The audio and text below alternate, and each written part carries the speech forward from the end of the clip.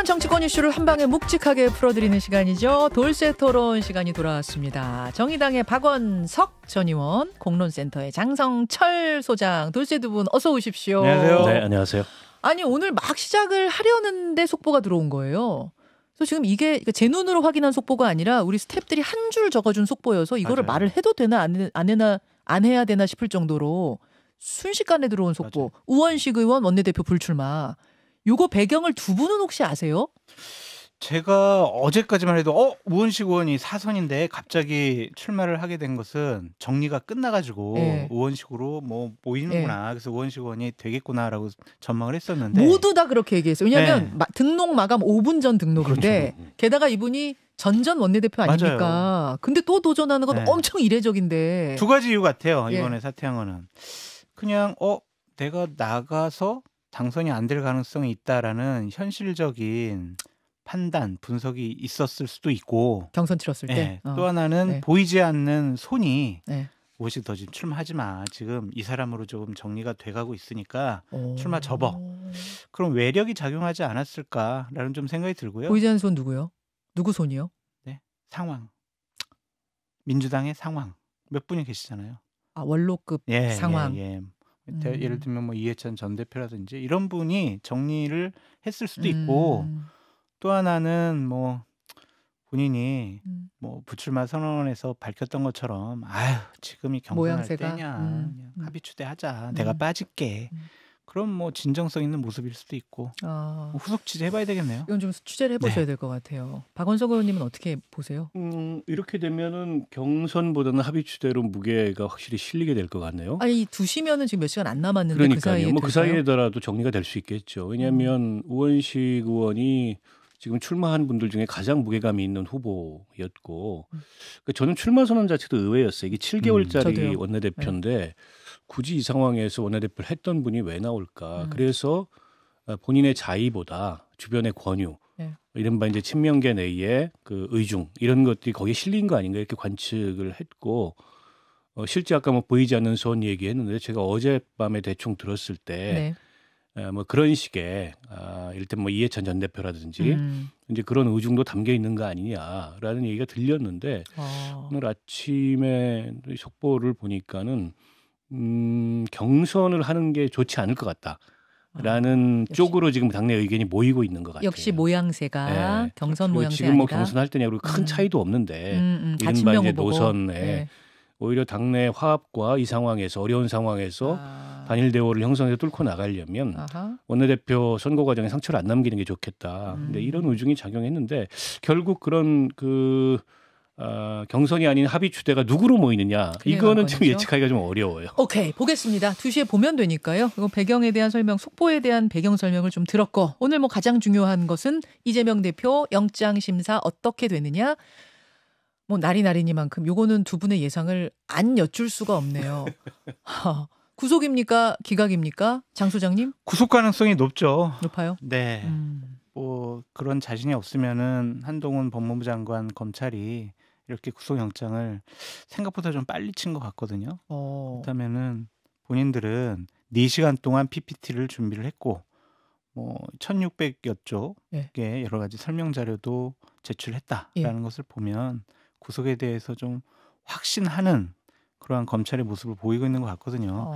구속이 안 됐을 경우를 생각을 해보세요. 그러면은 정말 여권은 대혼란이에요. 그렇죠. 엄청난 역풍. 지난 1년 5개월 동안 이재명 대표 때려잡겠다고 정말 모든 걸 다 동원을 했는데 결국에 구속 못 시켰어? 이러면요 향후 전국에 어마어마한 영향을 끼칠 수밖에 없어요. 이재명 대표는 날개를 다는 거예요. 이건 뭐 사법 리스크에서 면제를 받고 야당은 이재명 대표를 똘똘 뭉칠 수밖에 없어요. 자, 그런데 기각보다는 구속 가능성이 좀 높다 쪽으로 무게를 두셨고. 근데 전 어찌 평론가니까 기각 가능성도 배제할 수 없다. 그러니까 제가 좀 높다라 그러지. 그래서 지켜드리려고 어느 쪽 결과가 나오든 지켜드리겠습니다. 조금 더 높다. 구속 가능성 이렇게 말씀하셨고 박원석 전 의원은요? 확률이나 통계로 말씀을 드리면 80% 정도의 구속 가능성, 20% 정도의 기각 가능성이 있는 거죠. 왜냐하면 지금 일반인에 대한 영장실질심사 영장 발부율도 80% 육박하고 역대 10번 있었던 체포동의안이 통과된 국회의원에 대한 영장 발부율도 80% 정도 됩니다. 이제 그런 것에서 크게 벗어나지 않지 않겠나라는 예상을 일단 하고요. 이제 그럼에도 불구하고 제1야당의 대표라는 이전에 없었던 이제 변수와 특징이 있어요. 게다가 국회에 이제 168석이라는 다수 의석을 가진 이게 정치적으로 굉장히 부담스러운 일이고 또 이번 사건 수사 자체가 굉장히 정치적이었잖아요. 이렇게 장기간에 걸쳐서 광범위한 수사를 하는 경우가 없는데 아무리 특수부 수사라고 하더라도 그런 면에 비추어 봤을 때 구속 수사의 필요성까지 있느냐. 근데 이런 질문을 재판부도 떠올릴 것 같아요. 그만큼 범죄 혐의가 중대한 범죄 혐의가 뚜렷하게 소명되지 않는다라는 확신이 안 서면 저는 뭐 기각을 할 수도 있다. 다른 여타 영장 심사보다는 훨씬 부담감은 있을 것이다. 부담감도 있고 특징도 있고 또 그동안에 어쨌든 그 양측의 예. 공방이 너무 치열하기 때문에 과연 그 이재명 대표 측의 반론을 다 제압하고 검찰이 움직일 수 없는 네. 그런 중대한 범죄 혐의를 소명할 수 있을까? 그 점에 있어서도 약간의 의문이 있거든요. 그런 면에 봤을 때 기각 가능성을 배제하기 어렵죠. 그러면 조금 더 높다 쪽이라면 어느 쪽을 조금 더 높게 보세요? 일단 구속 가능성이 높죠. 왜냐하면 제가 아까 통계를 말씀드렸잖아요. 역시 박 의원님도 구속 쪽이 조금 더 높다. 뭐 이렇게. 도주 우려가 있냐, 증거 인멸할 가능성이 있느냐 이런 것을 봤을 때 현역 국회의원 야당 대표가 과연 이럴 것이냐라는 생각도 있지만 범죄의 중대성 그리고 본인이 계속 부인하고 있잖아요. 네. 부인하고 있는 부분에 대해서는 구속영장이 발부될 가능성이 높다라고도 전망이 됩니다. 오늘 본인이 출석합니다. 직접 네. 출석은 하는데 입장문 발표는 따로 안 한다고 네. 해요. 그거는 왜 그런 거죠? 글쎄요. 충분히 본인 얘기했다고 생각할 수도 있고 입장문 발표하는 것이 네. 또 다른 정치적인 논란을 불러일으킬 수도 있다. 그리고 이것은 보여지고 법원을 그렇게 할 자극하면 수도 좋지 있는 않은 것이고, 것도 아마 예. 예. 그래서 뭐 변호사 한 명만 예. 이렇게 같이 가는 모습을 취하겠다라는 거 아니에요? 아하. 휠체어 타거나 아니면 지팡이 짚고 가겠다. 네. 동정심도 좀 불러일으키고 싶어하는 부분도 있는 것 같아요. 아니 검찰 수사 과정에 출석하는 거하고 좀 다르죠. 그렇죠. 이게 영장 재판에 출석하는 거기 때문에 이게 정치적으로 해석될 수 있는 메시지를 선명하게 내는 게 별로 좋지 않을 수 있고요. 네. 지금은 최대한 어쨌든 그 본인한테 제기된 그런 혐의나 구속의 필요성에 대해서 내실 있는 반론을 준비해서 그걸 법정에서 잘 재판부를 설득하는 게 훨씬 더 중요하지 않은가 싶고 이제 증거인멸의 우려를 입증하기 위해서 위증교사 혐의를 추가했잖아요. 검찰이. 근데 사실 그거는 백현동이나 대장동이나 혹은 뭐 쌍방울 사건하고는 좀 무관한 사건이에요. 경기도지사 선거 때 과거의 변호사 사칭 문제에 대해서 위증을 좀 해달라. 그로 인한 재판에서 허위사실 유포 재판에서 이건데 이게 과연 이번 사건의 증거인멸과 직접적인 연관이 있냐. 물론 이제 이 사람은 상습적으로 증거를 인멸하는 사람이다. 근데 이런 심증을 심어주기 위해서 그거를 영장 그 청구 사유로 적시했는데 저는 좀 제가 법조인이 아니어서 그런지 모르겠지만은 의문이더라고요. 이번 사건과 직접적인 연관이 없고 그 사건의 재판은 다 끝났는데 그러면 그걸 재심을 하려고 저걸 갖다 지금 영장 청구 사유에 집어넣나? 뭐 참고해라 이런 정도. 과거에 이랬으니까 이런 지금도 적이 이러고 있었다. 있다. 아니 뭐 그런 거죠. 말하자면 이제 증거인멸을 상습적으로 하는 사람이다. 이런 걸 보여주기 위해서 검찰이 집어넣는데 저는 오히려 그걸 집어넣는 거 보면서 야 이게 검찰도 굉장히 긴장을 많이 하고 뭔가 이게 정합성이 좀 떨어지는 건데도 그냥 막 넣는구나. 이런 생각이 거꾸로 들었어요. 양쪽 다 엄청나게 지금 긴장하고 있는 모습이에요. 이재명 대표가 그 SNS에 아니 아까 장성철 교수 얘기했듯이 네. 만약에 이게 그 영장이 기각되는데 네. 증거인멸 우려가 없다 정도가 아니고 네. 다툼의 여지가 있고 그렇지. 구속의 필요성이 없다. 이렇게 나오면 검찰 수사는 저는 끝나는 거라고 봅니다. 그거는 엄청난 왠지. 역풍이죠. 그러니까 어느 쪽이 어떤 결론이 났냐에 따라 상당한 타격을 받을 수밖에 없기 때문에 오늘 계속 전국에 분수령이다 이러는 건데. 근데 진짜 타격은 또 우리 그 판사님. 유창훈 판사. 예, 어떠한 결론을 내리더라도 한쪽 진영으로부터는 네. 거의 그냥 해부당할 것 같아요. 그렇게 되면 안 됩니다. 안 되는데 사법부 흔드는 행위는 정말 안 됩니다. 안 되는데 그럴 가능성이 사법 높아 방해죠. 보여서 사법 방해입니다. 걱정스럽습니다. 네. 자, 어떤 결과가 나오느냐에 따라 펼쳐질 향후의 전국 시나리오 한번 짚어보겠습니다. 우선 아까 김민석 정책위 의장하고 제가 인터뷰했는데 기각될 거다 그러셨거든요. 김민석 정책위 의장의 바람대로 기각이 됐을 경우의 시나리오부터 보겠습니다. 기각이 됐다.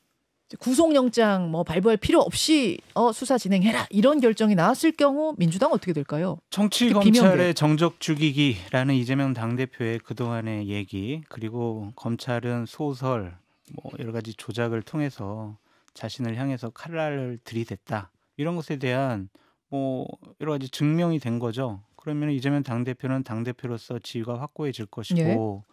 또한 내년 총선 공천권과 내년 총선의 얼굴로서 민주당과 민주진영의 지도자로 우뚝 설 수밖에 없다.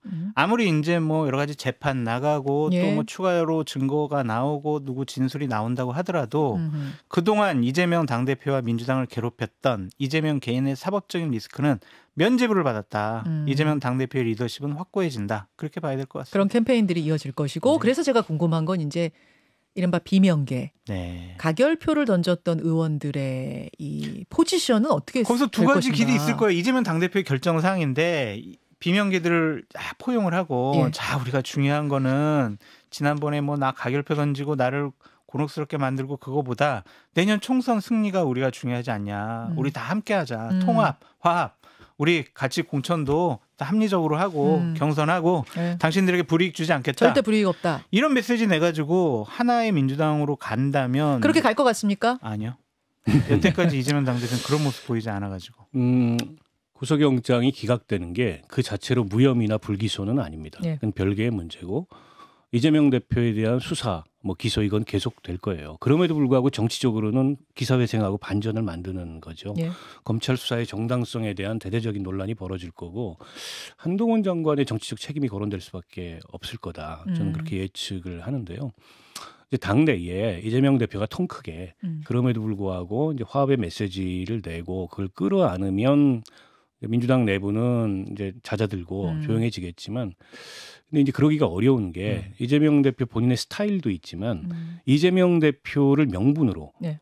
이게 이제 말하자면 이재명의 홍위병들이 조직이 됐는데, 더민주혁신회 이런, 근데 그분들이 다 이해관계자예요.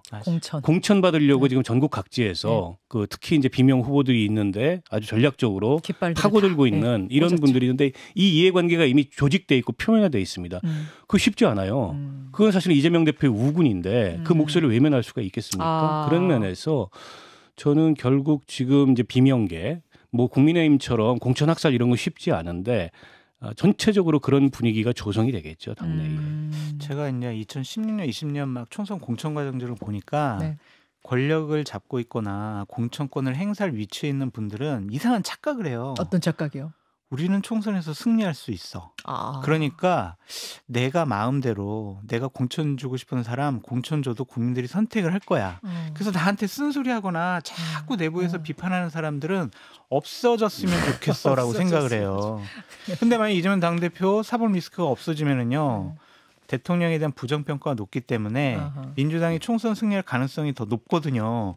그러면은 내가 비명계랑 왜 손잡아? 왜 손잡아? 네, 그냥 우리가 해도, 내가 해도 그냥 우리 총선 승리할 수 있는. 승리를 위해 절실할 때만 손잡는 건데 그 절실함이 없기 때문에. 없죠. 자, 그렇게 됐을 경우에 비명계는 결국은 분당, 탈당 선택할 거라고 보십니까? 근데 분당이나 탈당을 하려면, 예. 내가 공천을 못 받으니까 내가 탈당을 했어. 예. 그럼 나는 내 스스로 공천도 받고, 예. 내가 총선 출마하면 난 당선될 수 있어. 이래야지 확신이 들어야. 분당하고 탈당을 하는데, 내가 나가봤자 내가 당선이 될까? 그러면 누가 탈당을 하겠어요? 뭐 그냥 있으면 공천 못 받는다 하면. 그 자리에서 죽나 나가서 죽나. 그냥 왜 나가면은요, 또 배신자 소리로 다음부터 이제 정치 생명이 끝난다고 보여져요. 오케이, 박 의원님. 탈당하고 분당이 좀 다른데요. 탈당은 일부가 이탈하는 거고요. 네. 분당은 조직적으로 분열하는 건데, 한 20명 이상 나가는 거죠. 분당 가능성은 쉽지 않죠, 그렇게 되면. 그러나 이제 일부의 이탈 가능성은 있어요. 도저히 이런 상황에서 정치는 못하겠다, 정치를 안 하면 안 할지, 이런 분들이 저는 있다고 보고, 그 규모가 이제 많아지면 분당이 되는, 그렇죠. 거죠. 그리고 이제 삼지대가 그동안에 잠잠했고, 네. 아까 이제 그 장성철 소장이 공천권을 가진 사람들이 그런 착각에 쉽게 빠지는 이유가 우리 아니면 저쪽이기 때문에 그래요. 이게 3자 4자 구도가 되면 그렇게 판단을 못 합니다. 맞아요. 거의 51대 49 게임이기 때문에, 맞아요. 51이 되느냐 49가 되느냐 요 경계선에 서 있으니까 그런 식의 착각을 하는 거예요. 쟤네보단 내가 낫다 막 이런. 근데 이게 33% 이하의 확률로 떨어지면은 그때부터는 머리가 복잡해집니다. 그렇죠. 이렇게 정치 못 해요. 그렇죠. 근데 그런 구도가 만들어지느냐, 이거는 지금 이제 삼지대가 별로 힘을 못 받아요. 그러니까 명분이나 뭐 당위는 있는데 근데 이제 민주당이든 국민의힘이든 큰 쪽 한쪽에서 균열이 일어나고 그게 뭐 분당이든 탈당이든 조직화되면은 상황이 달라질 수 있죠. 그런 면에서 이제 그 가능성이 하나 있다 옆으로. 자, 두 번째 시나리오로 가겠습니다. 만약 이재명 대표가 오늘 구속이 된다, 구속영장이 발부된다 하면 이제 상황이 어떻게 돌아갈 것이냐라는 점인데, 요거는 조금 더 복잡한 방정식이 되는 게 뭐냐면 오늘 원내대표가 뽑혀요. 새 원내대표가. 누가 돼도 친명입니다. 친명 지도부 완성. 어제 송갑석 최고위원은 그만뒀잖아요. 비명계 최고위원이 그만뒀습니다. 이런 상황에서 친명 지도체제가 완성된 상태에서 이재명 대표가 구속된다는 점을 고려하면서 예측해 주시죠. 장 소장님. 두 가지 경우수가 또 있어요. 네. 나 구속당했으니까 내가 절대로 당대표직을 유지하기는 불가능하다. 어느 특정한 시점에서 예. 적절한 시점에서 당대표직 그만둬요. 예. 그럴 수가 있고 또 하나는 뭔 소리야. 내가 당대표직까지 그만두면 난 정말 나는 정치적으로 나는 죽을 수밖에 없어. 당대표직 고수. 두 가지 경우가 있다라고 보여지는데 만약 당대표직을 사퇴한다면 비대위 체제나 뭐 전당대회를 새로 열 가능성이 높아 보이고요. 그런데 사퇴할 것 같은 분위기 지금은 아니지 않아요? 근데 내부적으로 저 끊임없이 이제 말씀을 드리는데 내부적으로 얘기를 들어보면 지금은 체포동의안이 국회에서 통과된 거지 만약에 법원에서 구속영장까지 발부되면 강하게 지금 이재명을 지키자 옥중공천을 해야 된다라고 주장하는 사람들도 야 이거 우리가 현실적으로 불가능하다. 돌아설 수 있다 그 마음이? 그러니까 우리 그때 가서는 다르게 판단할 수밖에 없다. 결국에는 비대위로 가는 것이 맞지 않겠느냐라고 하면서 그럼 비대위원장은 누구로 할까라는 이름까지 나왔어요. 그러니까 비대위원장의 이거 너무 나간 얘기는 하지만 뭐 대권 후보는 절대로 안 된다. 그리고 향후에 정치적 욕심 있는 사람은 안 된다. 이제 그렇게 해서 좀 좁혀놨더라고요. 그래요? 몇 명 정도가 오르내립니까? 그러니까 일단 유력하게 하는 분은 한 분 정도 제가 얘기를 들었는데. 김부겸 전 의원인가요? 아닙니다. 그건 대권 후보이기 때문에. 우상호 의원이죠. 우상호 의원인가요? 직업이 비대위원장이시잖아요. 불출마 선언했으니까 이거는. 이제 그러한 신호로 갈 수도 있고. 그리고 만약에 난 대표직 절대로 사퇴 안 해. 이렇게 되면은 이제 민주당은 난장판 되는 거죠. 근데 지금 뭐 최고위원들 일부나 또 이재명 대표의 측근에서 설사 구속이 돼도 대표직 내려놓지 않고 차기 총선의 공천장은 이재명 대표 이름으로 나갈 거다라는 이제 목소리들이 나오는데 저는 그 아주 일부의 주장일 뿐이라고 생각하고요. 시기의 문제일 뿐 비대위로 가게 돼 있다. 왜냐하면 구속이 될 경우에 136명이 체포동의안에 그 부결표를 찍었지만 그 136명이 이재명 대표가 구속돼도 당대표직을 유지하면서 단일 대우로 돌파해야 된다. 이 정치검찰의 이런 야당탄에 맞서야 된다. 그렇게 다 똑같이 생각하는 게 아니거든요. 왜 똑같지 않습니까? 왜냐하면 본인들이 선거를 어떻게 치릅니까? 그렇죠. 대한민국 정치에 없었던 전례예요. 그리고 명분이 있느냐. 이게 무슨 민주화 운동이나 이런 걸로 구속된 게 아니고 개인 비위 혐의로 구속이 된 건데 이런 상황에서 세상을 속이고 뭐 여론을 외면하고 국민을 속이면서 우리가 내년 총선까지 돌파하자. 그거는 정말 일부 당 외곽의 개딸들이나 아니면 정말 홍위병 같은 사람들이 하는 얘기지 현실성이 없는 얘기입니다. 결국에는 이제 타협점을 논의를 찾게 될 거고 그래서 이제 비대위로 이제 가게 될 텐데 그 비대위가 이제 어떤 성격의 비대위냐. 그러니까 이재명 대표가 조각하는 비대위냐 아니면은 계파를 초월한 그런 이제 당내 통합적인 그런 쇄신 비대위냐에 따라서 조금 양상이 달라지겠지만 대표직을 유지하면서 옥중공천을 한다는 거 쓸데없는 얘기입니다. 불가능한 얘기를 하고 있는 거예요. 불가능해요? 어제 제가 보기에는 지금 136명 중에 반도 그런 생각 안 할 거예요. 가결 던진 분은 말할 것도 없고 부결 던진 분 중에도 반 이상은 그런 생각 안 할 겁니다. 지금 하는 얘기 지금. 선거를 자기 공천이 자기 선거기 때문에 선거를 정신력으로 이길 수 없잖아요. 야 우리가 이길 수 있어 화이팅 이거 어떻게 이겨요. 결국 민심에 따를 수밖에 없을 거다. 그래서 중요한 포인트 중에 하나가 10월 11일 강서구청장 보궐선거 결과도 좀 지켜볼 것 같아요. 박빙으로 만약 국민의힘에 졌다. 이거는 뭐 바로 사퇴가. 그리고 만약 박빙으로 이겼다. 그래도 이재명 당대표가 당대표직 유지하기는 어려울 것 같고. 근데 15% 차 이상으로 이겼다? 그러면 이재명 당대표는 유혹에 빠지게 되는 거죠. 내가 지금 당대표직 사퇴 안 하고 옥중에 있는데도 민심이 우리한테 있구나.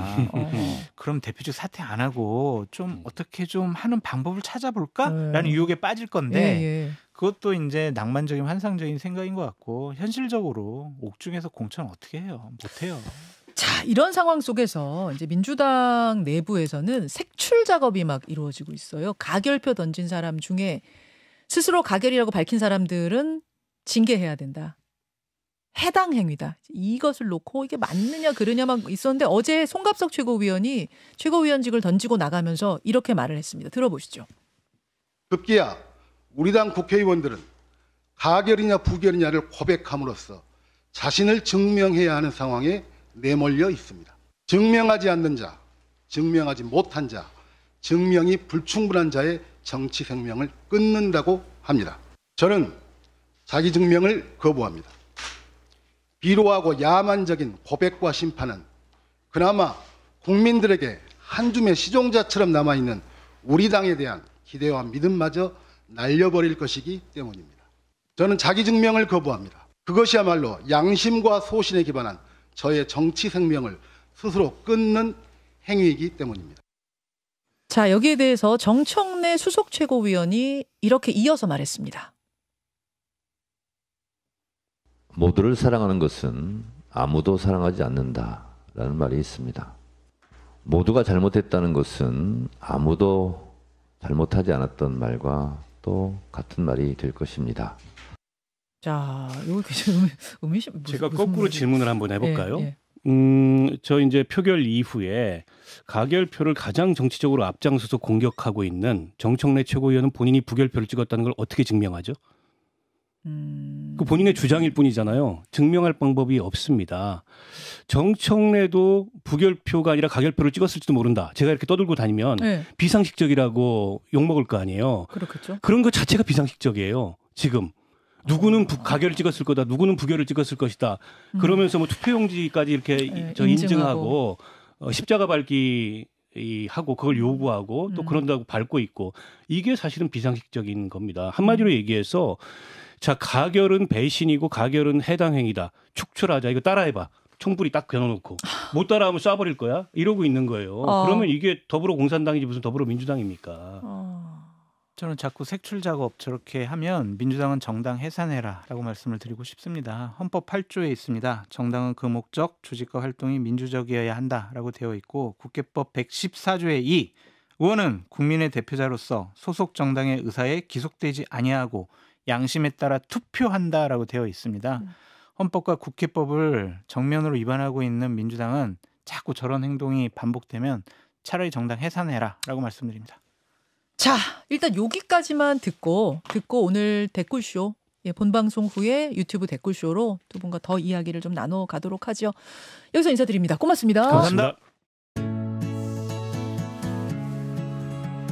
김현정의 뉴스쇼는 시청자 여러분의 참여를 기다립니다. 구독과 좋아요, 댓글 잊지 않으셨죠? 알림 설정을 해두시면 평일 아침 7시 20분 실시간 라이브도 참여하실 수 있습니다.